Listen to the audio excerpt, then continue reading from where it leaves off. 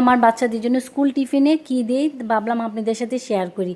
আজকে স্কুল টিফিনে এবং ওর বাবাকে কি দিয়েছি, আমি মাঝে মাঝে এটা দিই।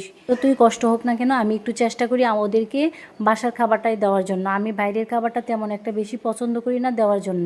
আমি একটা ডিমকে অল্প পরিমাণে লবণ দিয়ে এটাকে ফেটে নিয়ে তারপর একটা ফ্রাই প্যানে কিছুক্ষণ ভেজে তারপর এটাকে একটা বাটিতে তুলে রেখেছি।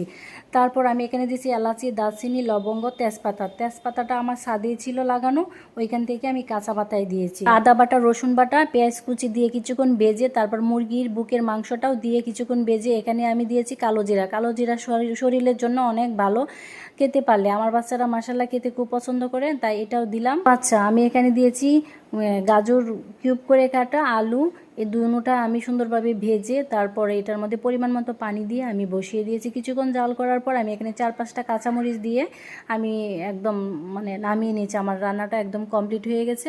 কিন্তু আমি আসলে কি বাচ্চাদেরকে টিফিন দেওয়ার সময় একদম কম মশলা দিয়েই রান্নাটা করে দিই। ওরা খুব সুন্দর করে খায়, মজা করে খায়, খাবারটা একদমই নষ্ট করে না। টুকুই খাক, অল্প পরিমাণে খাক, খাবারটা কিন্তু নষ্ট করে না। শেষের দিকে ডিম ভাজাটা দিলাম। ঠিক আছে, বাই বাই, আল্লাহ হাফেজ, টাটা।